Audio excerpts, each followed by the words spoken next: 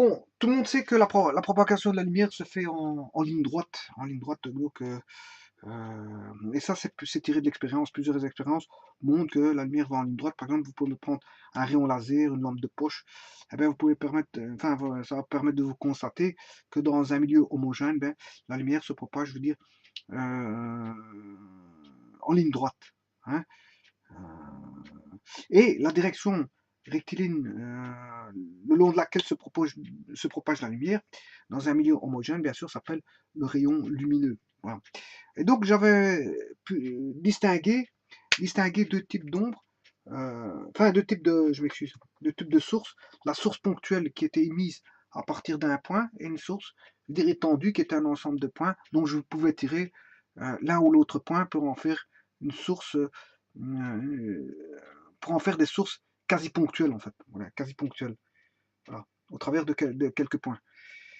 Voilà. Donc la source ponctuelle, il n'y a qu'un seul point. Source étendue, il y a plusieurs points. C'est ça que je veux dire. Bon, mais malgré tout, quand il y a plusieurs points, mais je peux en tirer deux et créer des rayons lumineux à partir de S prime. Je ne suis pas obligé de le faire pour tous les points. Voilà. Et ça, c'est pour une source étendue. Une source étendue qui contient plusieurs points.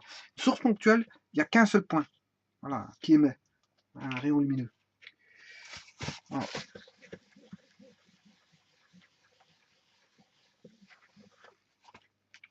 Bon, si je prends une source lumineuse,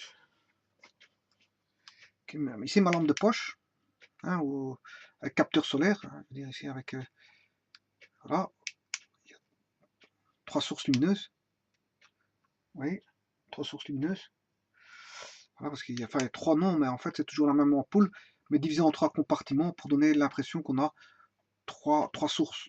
Voilà. Ici, j'ai un corps opaque. Hein, il existe les corps translucides, les corps transparents. Ici, c'est un corps opaque, c'est comme un mur, il ne laisse pas passer la lumière. Vous constatez que si je fais ceci, voilà, enfin, il faut que j'éteigne la lumière bien sûr, pour pas qu'il y ait des interférences de lumière, de jeux de lumière. Voilà, ici, si je prends ceci, vous constatez que il y a l'ombre ici. Vous voyez l'ombre ici. Il y a une ombre portée. Donc le corps, ici c'est un corps opaque qui ne laisse pas passer la lumière. Donc fatalement, si on regarde par derrière, j'allume ici, c'est allumé de ce côté, du côté où il y a la source lumineuse, mais de l'autre côté, c'est pas allumé. Et en plus de ça, il laisse une ombre, fatalement. Voilà, ça c'est évident. Bon, maintenant, je vais dessiner ça sous forme de dessin.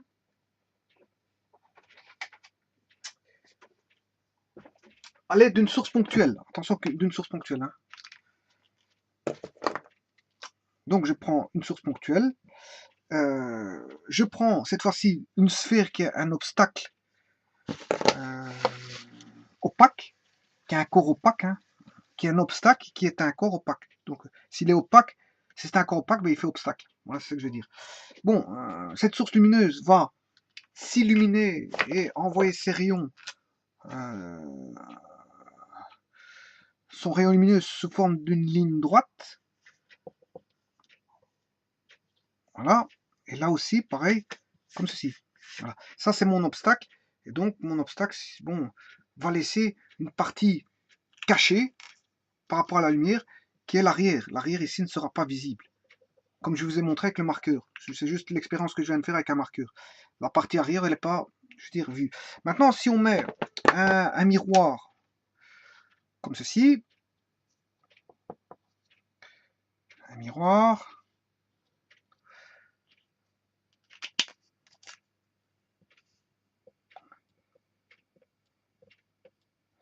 voilà. Qu'est-ce qui va se passer? Ben, vous aurez ici sur le miroir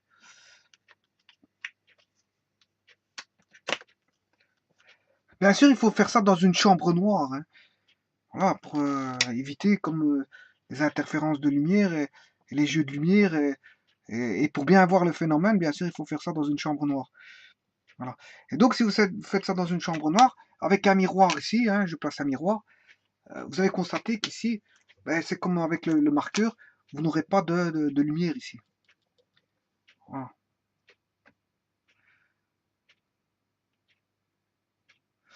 Voilà. Et donc ici, bien fatalement, euh, le corps qui émet ici va émettre de la lumière ici. Là, on a de la lumière. Voilà, ici, on aura de la lumière. Donc, toute cette zone-là sera illuminée. Mais ce qui ne sera pas illuminé, c'est ce qui fera obstacle à la lumière. C'est-à-dire, c'est le corps opaque qui fait obstacle à la lumière. Voilà.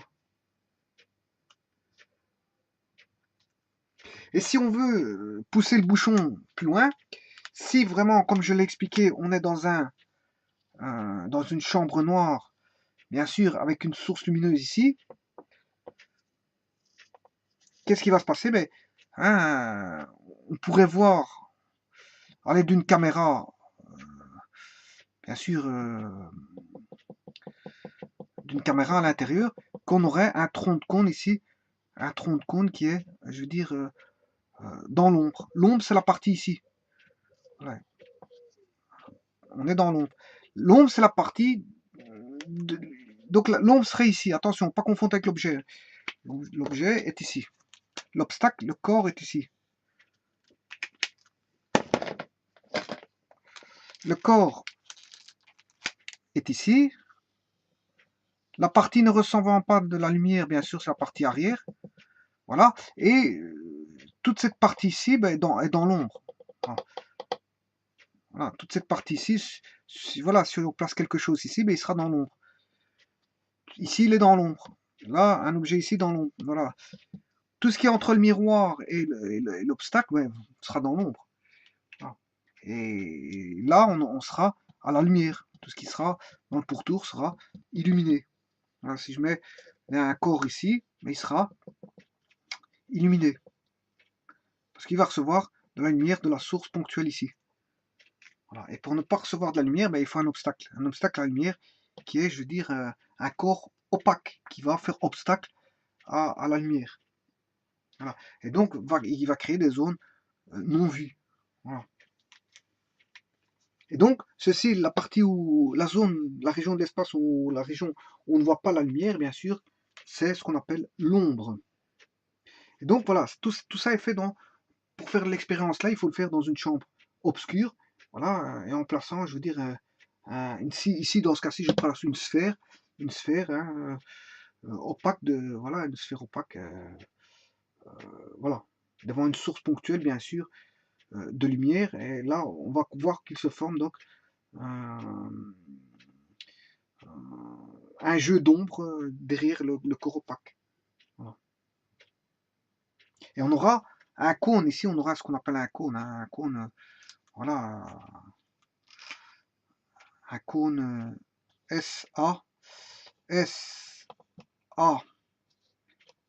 B, C, voilà. On aura une espèce de cône ici, SAB ici.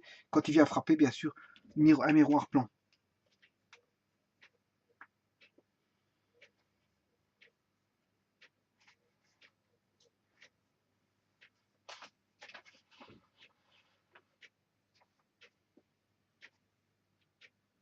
Voilà. Et donc, on a une région d'ombre nettement limitée qui est là. Voilà. Bon, maintenant, ça, c'est si j'utilisais une source ponctuelle. Hein. Je peux faire la même expérience.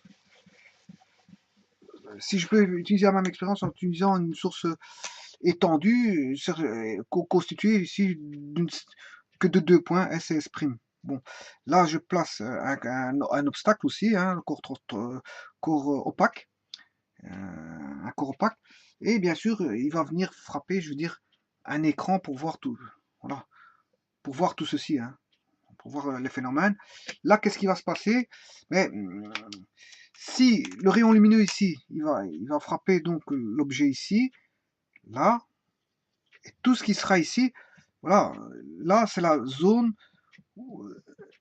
où S ne donnera pas de lumière, fatalement. Parce que je suis derrière je suis derrière le corps opaque. Si je suis derrière, toute cette zone-là ne sera pas vue par, on va dire, S. Voilà. Et là, s'il vient frapper l'écran, il va donner, je veux dire, ce qu'on appelle encore une fois un cône. Un cône, bien sûr, limité. Un cône limité. Voilà. Maintenant, limité, pourquoi? Parce que le rayon ici, enfin, la source étendue en diamètre est plus grand que l'obstacle. Parce que si l'obstacle est plus grand maintenant, on aura un cône illimité. Vous comprendrez qu'on aura un cône limité. Ici, on a un cône limité. Voilà. Tout dépendra voilà, du signal lumineux. Voilà. S'il est plus petit que l'obstacle en grandeur ou s'il est plus grand. Donc on aura, je veux dire, ici comme il est plus petit, on a un cône limité. Hein, tant que l'obstacle est plus petit que bon, le signal lumineux, enfin, je veux dire, ceci, ouais, le signal lumineux, là, tant qu'il est plus petit, le corps étendu est plus petit que l'obstacle, ben, je veux dire, que les signaux lumineux, ouais, que le signal lumineux, donc est plus petit que, je veux dire, enfin, on peut avoir soit ceci qui est très grand, et donc on aura un cône illimité. Et si ça c'est très petit, ben, on aura un cône limité, c'est ça que je veux dire. Ouais, j'essaie de me faire comprendre, non, voilà. Alors maintenant, voyons voir. Donc ça, c'est la partie qui n'est pas vue par S, puisqu'on est derrière, c'est le signal lumineux. Bien sûr, S va donner des points ici. Hein. S va illuminer, bien sûr, les zones en dehors du cône. Toute cette partie-là sera illuminée par S. Ça, vous aurez compris. Maintenant, si je fais pareil avec S', là, on a un cône limité aussi.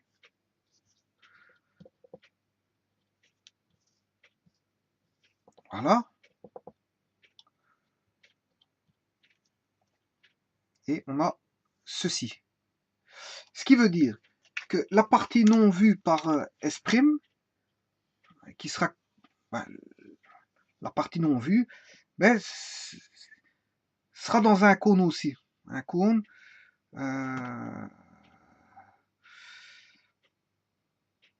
qui est ici.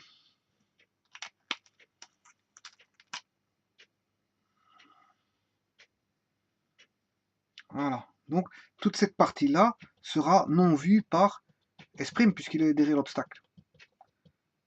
Voilà.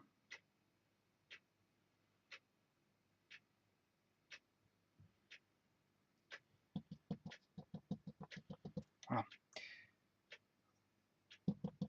Donc, ce qui veut dire qu'ici, mais S' pourra illuminer toutes les autres parties. Voilà.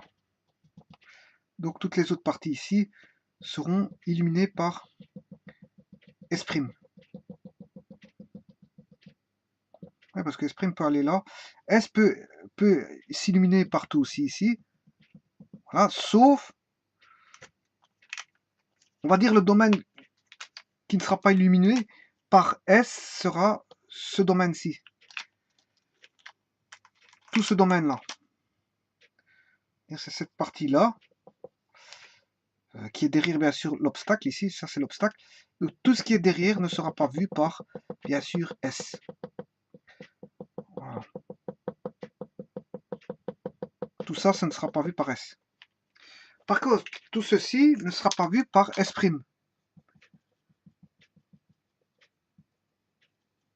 Voilà. Donc on comprend bien qu'ici il y a une zone qui n'est pas vue ni par S ni par S'. C'est cette zone-là. On la voit, elle est ici.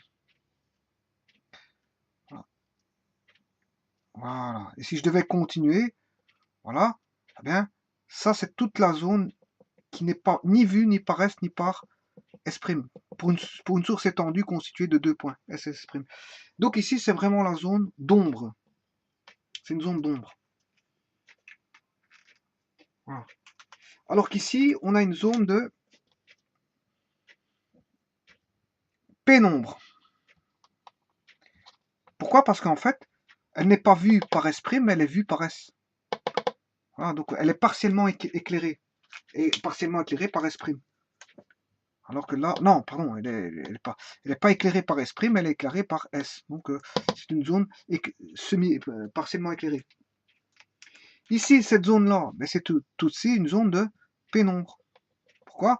Parce que cette zone-là, elle n'est pas éclairée par S, mais elle peut être éclairée par S'. Voilà. Donc c'est une zone de pénombre.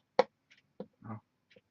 Par contre, vous comprendrez que tout ce qui n'est pas pénombre ni ombre, eh bien, ce sont des zones éclairées soit par S ou par S'. Donc voilà ce qui est éclairé par S et par S'. Voilà, zone éclairée. Totalement éclairée. Voilà. Et ça, c'est quand on a, bien sûr, une source étendue.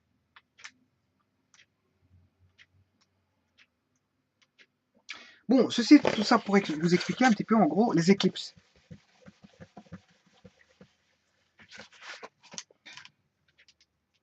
C'est un peu la même chose. C'est même les mêmes explications. Par exemple, si j'ai le soleil ici, la Terre ici, et bien sûr, je prends S' et S, comme je viens de faire maintenant. Si je trace ceci, voilà, comme je viens de le faire juste à l'instant, ceci comme ceci, voilà. Voilà, ici vous comprendrez qu'ici je suis dans l'ombre totale. J'ai une ombre totale. Donc la source lumineuse ici elle est complètement cachée, je ne la vois pas. Donc il fait complètement noir en fait. Voilà. Maintenant, si on est ici, et là bien sûr vous comprendrez que là, je suis dans une zone où S' ne va pas fournir de lumière, par contre S pourra fournir de la lumière. Donc ici je suis dans une zone d'ombre cachée. D'ombre partiellement cachée, partiellement cachée. Ici c'est pareil, la zone ici, ben, c'est la zone non vue par S, mais qui peut être vue par S', donc elle est partiellement aussi cachée. Voilà. On retrouve les cônes, hein, les fameux cônes, bon voilà, voilà, ces zones-là. Bon maintenant, ceci étant dit, je vais voir ce qu'est une éclipse de soleil. Alors, si je mets le soleil comme ceci, je mets le soleil, voilà, je vais mettre la lune ici, et bien sûr ici c'est la Terre, hein, l'observateur. Je vais mettre l'observateur ici quelque part, voilà, l'observateur comme ceci. Ici, ouais.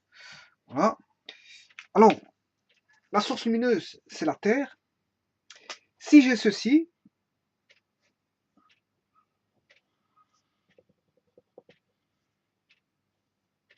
donc ici, comme je viens de faire, voilà. Voilà, au niveau de la Terre, ici, qu'est-ce qu'on aura?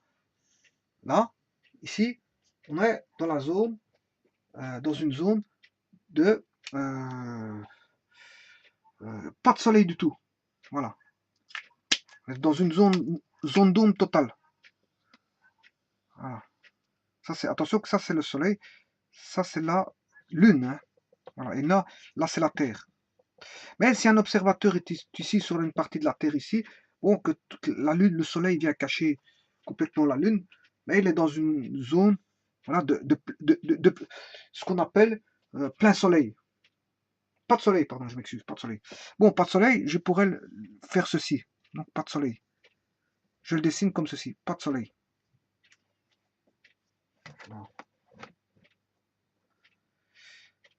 Bon, maintenant, si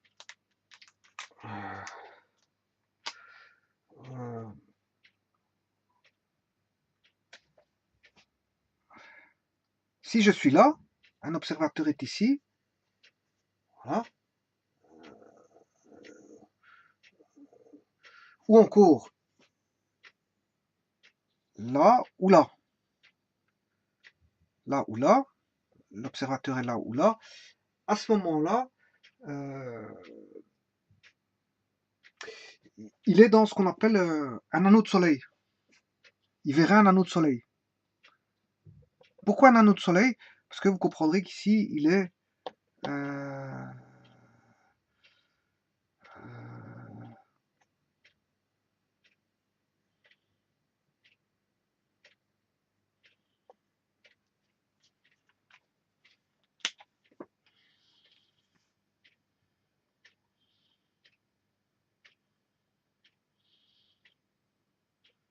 Oui, ici il me manque bien sûr, j'ai mal fait les choses, je m'excuse. Si je vais respecter ce que j'ai fait tout à l'heure, c'est pas bon. Donc si je prends ici S et S', comme j'ai fait tout à l'heure, bon S va donner une zone là, voilà.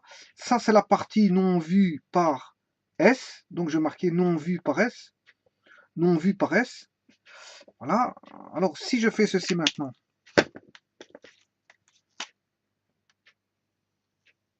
voilà, par S', la partie non vue de S', ça c'est la partie non vue de S', non vue de S'. Par contre, la non vue de S, elle est là. Donc non vue de S', elle va de là à là. Voilà.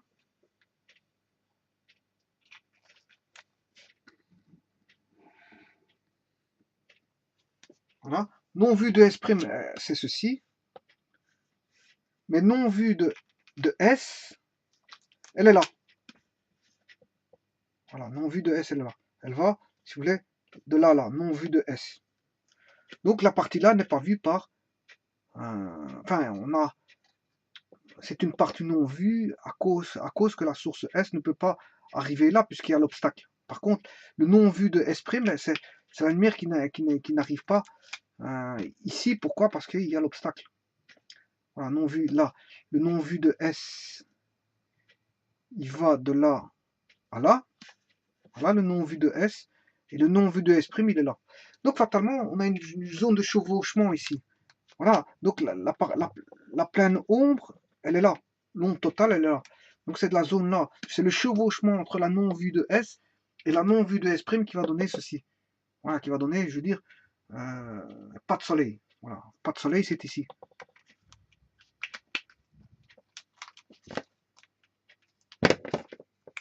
Donc ici, on n'a pas de soleil dans la zone là, fatalement, parce que elle chevauche la partie non vue par S et la partie non vue par S'. Donc le chevauchement, on a dans cette zone-là, un observateur qui se trouve sur la Terre et qui est dans cette zone-là, ben, ne verra pas de soleil. Maintenant,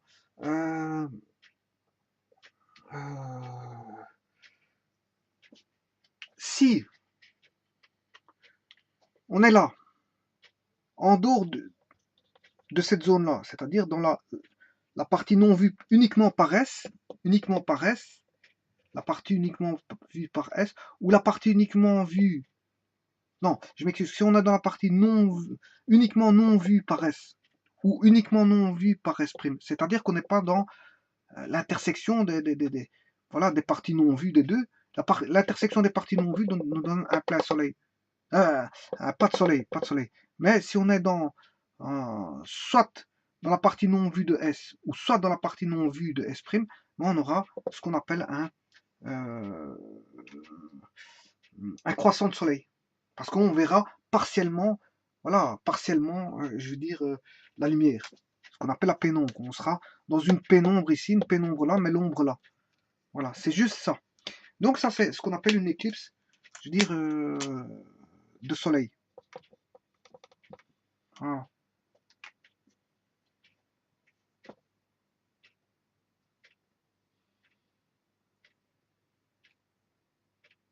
Bon, il se peut que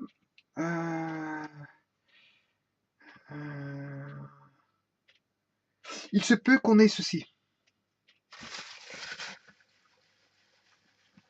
Donc, j'ai toujours le soleil. J'ai cette fois-ci la Terre. Voilà. La Lune, pardon, je m'excuse. La Lune. Voilà. Et que la Terre, je veux dire, voilà. Au niveau des distances, euh, ces distances-ci, je vais la mettre ici. Voilà. La Lune est là. Voilà. Et la Terre est ici. Voilà. Même configuration, mais cette fois-ci, la Lune n'est pas au même positionnement, si vous voulez. Donc, si je refais les cônes, j'aurai ceci, ceci. Voilà, c'est une source étendue. Hein. Le Soleil est une source étendue.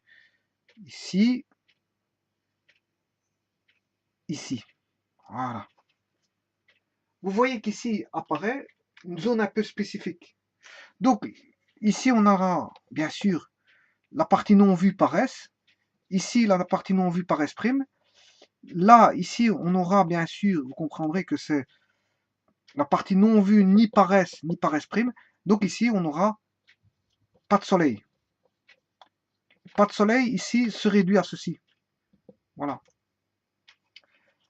Alors, la partie non vue par S, elle est là. La partie non vue par S', elle est là. Voilà, ici, on n'a plus totalement la même configuration. Ici, on a ce qu'on appelle un triangle ici qui va apparaître, voilà, qui est l'anti-ombre. L'anti-ombre. Voilà. Et dans cet anti-ombre, qu'est-ce qu'on peut apercevoir? Mais tout simplement les anneaux solaires. Donc on aura les anneaux solaires, comme si on aura un anneau solaire.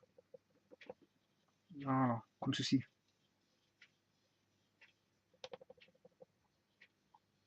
Et ça, c'est dû au fait qu'on a une anti-ombre ici.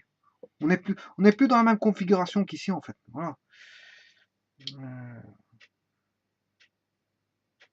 Voilà. Donc, en fait, il y a trois configurations possibles.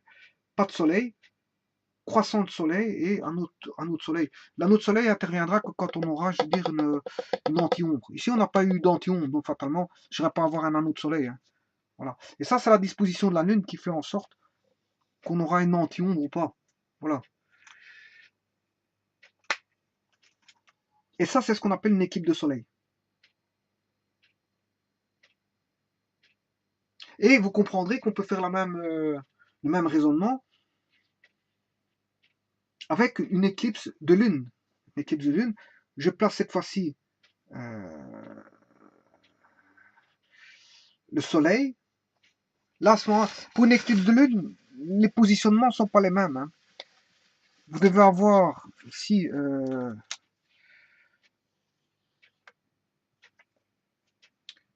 le soleil, bien sûr la Terre. Cette fois-ci, c'est la Terre. Et là, bien sûr, on aura la Lune. Voilà, la Lune. Voilà.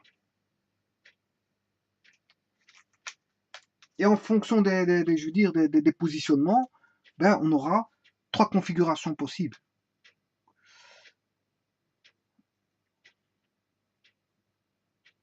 On aura pas de lune du tout, pas de lune. Comme on n'avait pas de soleil, on peut ne pas avoir de lune. On peut avoir, comme on avait un croissant de soleil, on peut avoir un croissant de lune. Et bien sûr, comme on avait un anneau de soleil, on peut avoir un croissant de lune. Donc, on aura un petit peu la même configuration qu'auparavant, c'est-à-dire quand on avait le soleil, la lune et la terre. Ici, on n'a pas le soleil, lune, terre, mais on a le soleil, terre, lune.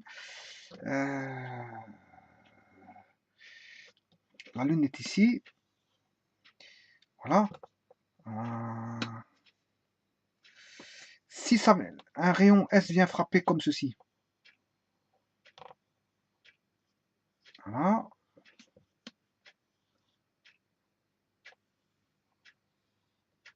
Voilà la lune ici.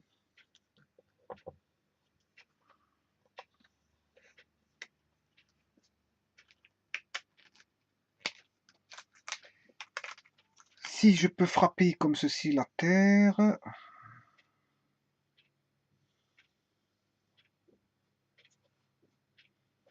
Voilà. Comme ceci.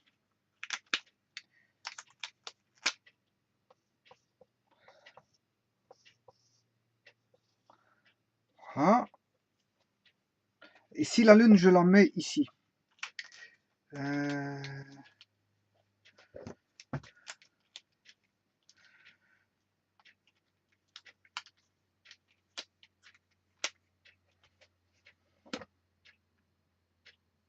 Donc, pour voir la pleine lune, pas de lune du tout, il faut qu'elle soit à l'ombre ici. Il faut que la lune soit ici. Voilà. Ici, on a si je mets S' ici et S, voilà. Ici, c'est la partie, ce qu'on a, c'est la partie non vue par S', non vue de S', partie non vue de S', et là, la partie non vue de S. Voilà. Donc, pour avoir la pleine lune, il faut que la lune soit ici. Là, on est dans l'intersection, je veux dire, on est à l'intersection des parties non vues par S et par S', bien sûr du soleil, hein. S, ça c'est le soleil. Donc ici, si la lune se trouve là, ben, on aura la pleine lune. Pas de lune, pardon, je m'excuse, pas de lune. Pas de lune, c'est-à-dire, elle sera toute noire. Comme on n'avait pas de soleil, ben, on n'aura pas de lune. Voilà, on n'aura pas de lune. Maintenant, si la lune se trouve ici ou ici, dans une partie, dans la pénombre, ça c'est s'il est dans l'ombre, la lune est dans l'ombre, ben, elle sera noire. Si elle est dans la pénombre, c'est-à-dire une partie vue, dans la partie non vue par S, mais vue par S', et là, la partie non vue par S', mais vue par S, là on est dans cette zone-là, on est, si la lune est ici, dans cette zone-là, on aura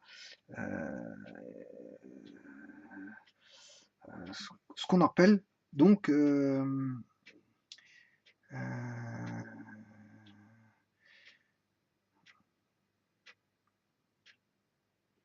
un croissant de lune. Un croissant, ce sera un croissant de lune. Voilà. On verra qu'une partie qui sera illuminée, parce qu'on a une lumière partielle. On aura un croissant de lune. Voilà. Maintenant, si la lune est dans l'anti-ombre ici, mais encore une fois, ici on aura, si la lune est ici, dans une zone intermédiaire ici, ben, entre NVS et NVS', hein, ben là on sera dans, on aura un anneau de lune. Alors, on aura un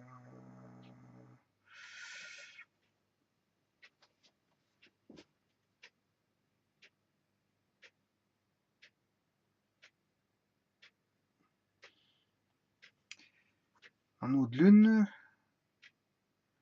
Est-ce que c'est possible un anneau de lune comme un anneau de soleil? Là, c'est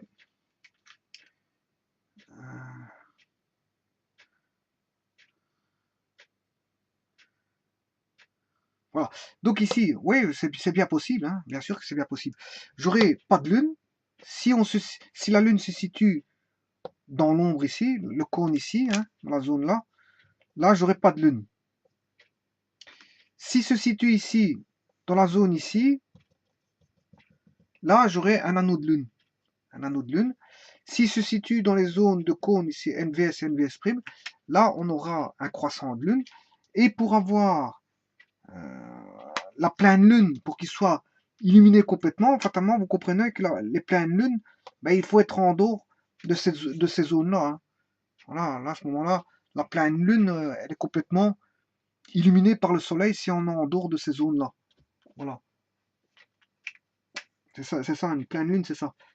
Donc, mais on peut avoir aussi un anneau de lune, hein, comme on n'a pas avoir un anneau de soleil. Si il existe pour autant que ça existe une antichambre de l'ombre, une anti-ombre, si la possibilité d'avoir un positionnement avec une anti-ombre, ben on peut avoir pourquoi pas, on pourrait avoir un anneau de lune. Ça faudrait voir par rapport au positionnement, voilà, voilà, de la Terre par rapport au Soleil. Positionnement de la Terre par rapport au Soleil, voilà. En fait, tout est relatif ici, c'est par rapport au positionnement. Donc pour avoir une anti-ombre, c'est par rapport au positionnement de l'objet, de l'obstacle ici par rapport à celui-là. Voilà. Et là, on peut avoir un. Mais est-ce qu'on a, je veux dire, par rapport au positionnement, je veux dire, ceci ici, une anti-ombre, parce qu'on a une anti-ombre. Voilà, ça c'est à vérifier. Mais en tout cas, la pleine lune, c'est quand je veux dire, elle sera complètement illuminée. Pas de lune, c'est quand elle n'est pas illuminée. Voilà. Pleine lune, c'est pas de lune, c'est dans la zone ici. La zone, je veux dire, aussi bien les parties non vues de S et S' qui est là. C'est ce petit triangle ici, représenté ici. Voilà, là, on n'aura pas de lune. Parce que le soleil ne sera pas illuminé la lune parce qu'elle est derrière la Terre. On aura un croissant de lune, mais quand on sera dans les parties partiellement illuminées par S ou par S', c'est-à-dire une des zones là, une des zones là, séparées. Voilà, on aura des croissants de lune là-bas.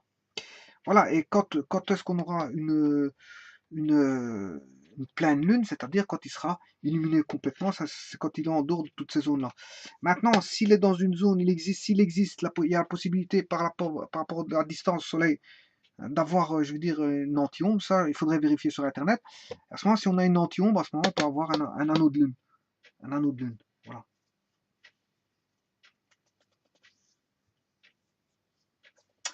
Voilà, et donc tout ça, c'est ce qu'on appelle des éclipses. Des éclipses.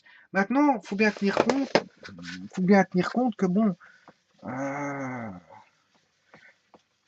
j'avais parlé de distances apparentes, hein, rappelez-vous, vous devez tenir compte des distances apparentes Soleil, distance apparente Lune, voilà. Voilà, et donc une distance, voilà, une distance, qu'est-ce que c'est qu'une distance?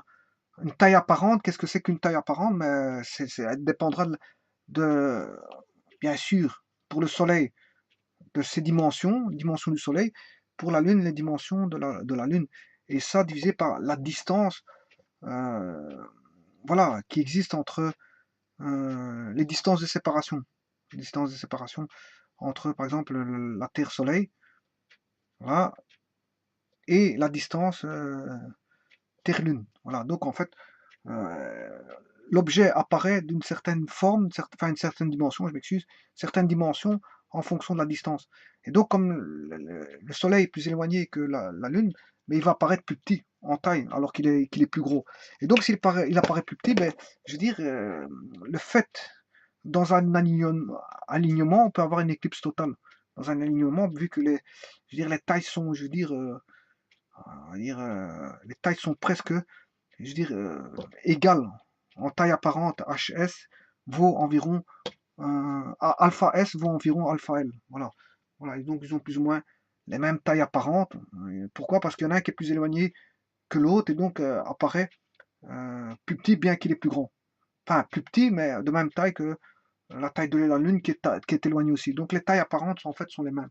Et donc, quand on les regarde, elles sont sur un même alignement, donc fatalement, l'effet d'éclipse totale peut jouer, enfin, peut exister. Voilà. Bon, maintenant, il faudrait voir si sur Internet, si on a une anti-ombre pour une anti-ombre. Pour le Soleil, ça c'est sûr, hein, je le sais bien. On a une anti-ombre pour le Soleil. Mais il faudrait voir sur Internet s'il existe une anti-ombre pour la Lune. Et s'il existe une anti-ombre pour la Lune, ben, fatalement, il existera la possibilité d'avoir un anneau de lune, un anneau de lune. Voilà, voilà, ça c'est à voir. Mais je vais pas aller plus que ça. Je sais bien qu'il existe un anneau de soleil, ça c'est sûr et certain, mais vérifier s'il existe un anneau de lune. Donc s'il existe une anti-ombre de l'ombre. Voilà. Voilà, je vous remercie beaucoup. Ouais, anti-ombre, ça voudrait dire que c'est une ombre pour lesquelles on ne voit rien sauf la couronne autour, hein, c'est ça que ça veut dire. Hein. C'est une zone qu'on ne voit pas, mais qu'on ne voit pas la lumière, mais qu'on voit que le pourtour. Hein, pourtour, voilà. C'est ça que ça veut dire. Voilà, je vous remercie beaucoup.